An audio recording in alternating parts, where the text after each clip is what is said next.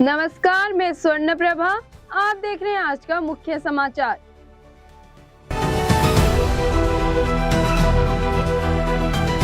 राज्य के स्वास्थ्य मंत्री डॉक्टर इरफान अंसारी आज रिक्शा चलाकर विधानसभा पहुंचे।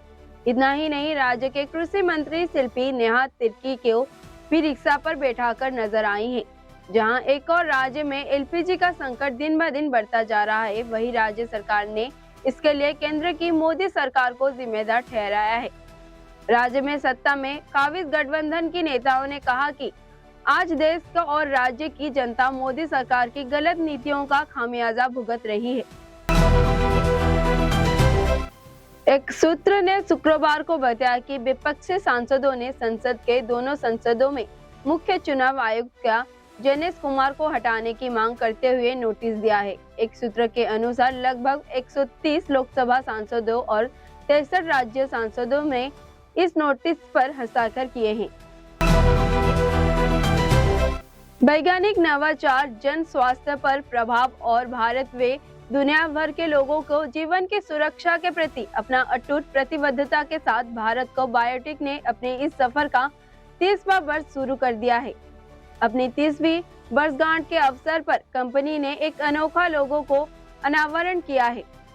यह लोगो पिछले 3 दशकों में कंपनी के द्वारा तय किए गए सफर का दर्शाते हैं। यह कार्यक्रम जिनोमा वैली स्थित के केंद्र में आयोजित किया गया था। सुप्रीम कोर्ट ने शुक्रवार को कहा कि महिलाओं के लिए मासिक धर्म की छुट्टी को अनिवार्य बनाने से उनके करियर पर बुरा असर पड़ता है।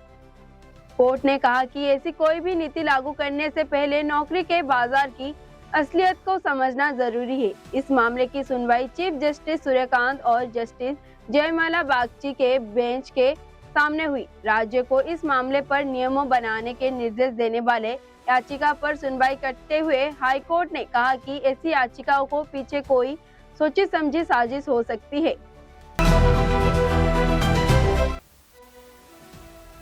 ईरान और अमेरिका के विवाद में थमने का नाम नहीं ले रहा है। इसी बीच राष्ट्रपति डोनाल्ड ट्रंप ने कहा कि अमेरिका ने ईरान पर जोरदार बमबारी की है। ईरान के दावा किया है कि अमेरिका ने हमला करके उसके अहम खर्क द्वीप को तबाह कर दिया है। यह ईरान का प्रमुख तेल निर्माता केंद्र है। अमेरिका ने कहा कि सभी सैन्य ठिकानों को तबाही कर दिया, लेकिन यह अभी भी कहा गया कि उसने सत्ता के केंद्रों पर भी हमला नहीं किया।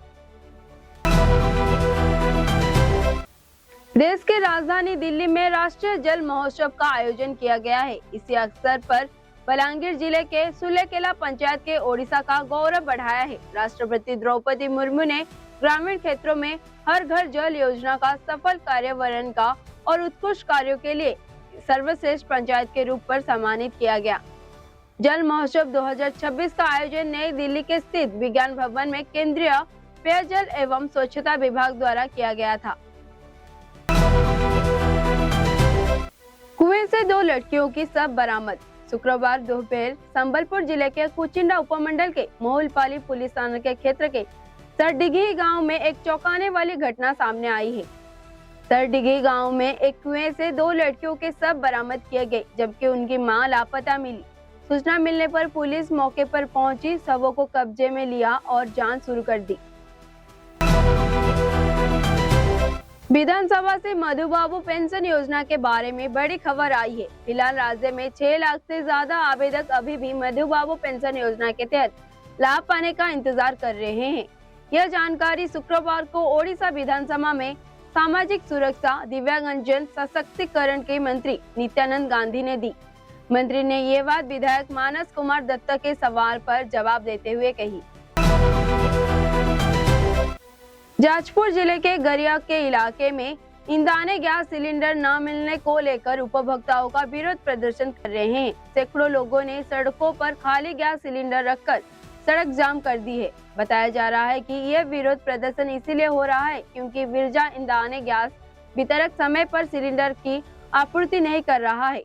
इसी बीच गैस संकट के चलते केंदुझर में भी उपभोक्ताओं ने सड़क पर जाम कर दी है। शहर का सफाई व्यवस्था और अवैध अतिक्रमण की स्थिति का जायजा लेने के लिए दिल्ली में नगर निगम के बोर्ड के द्वारा की गई मुहिम शुरू की है। इस अभियान की जिम्मेदारी स्थानीय समिति अध्यक्ष सत्य शर्मा की दी गई है। इसी क्रम में उन्होंने आज पूर्वी दिल्ली के कई इलाकों का दौरा किया और अधिकारियों को मौके पर ही जरूरी निर्देश दिए। यदि मन में अटूट विश्वास और कुछ कर गुजर जाने वाली जज्बा हो तो उम्र का हर पड़ाव महज एक गिनती बनकर रह जाता है। इस कहावत को सच कर दिखाया राजस्थान के अलवर की रहने वाली माला शर्मा ने।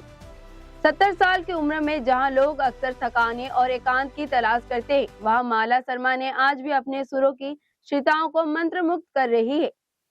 43 वर्षों से लंबा गायन कर रही सफर और हजारों मंच और 7 समुंदर पार हुई, दुबई से लेकर सिंगापुर तक अपनी गायिका का लोहा बनवाने की वाली माला शर्मा की कहानी किसी भी फिल्म की पटकथा से कम नहीं है। यूपीएससी भर्ती की लिखित परीक्षा शुरू हो गई है। यह परीक्षा 14 और 15 मार्च को प्रदेश के सभी जिलों में आयोजित हो रही है। यह परीक्षा 2 दिनों तक आयोजित की जाएगी और प्रदेश भर के 1090 परीक्षा केंद्रों में कराई जा रही है। इसी भर्ती में कुल 4543 पदों पर के लिए लिखित आयोजित की जा रही है। शनिवार और रविवार को प्रदेश के सभी जिलों में परीक्षा 2 पालियों के होगी। इसी बीच यूपीपीआरपीबी ने अभ्यर्थियों की सुविधा के लिए 5 अतिरिक्त मिनट देने की घोषणा की है।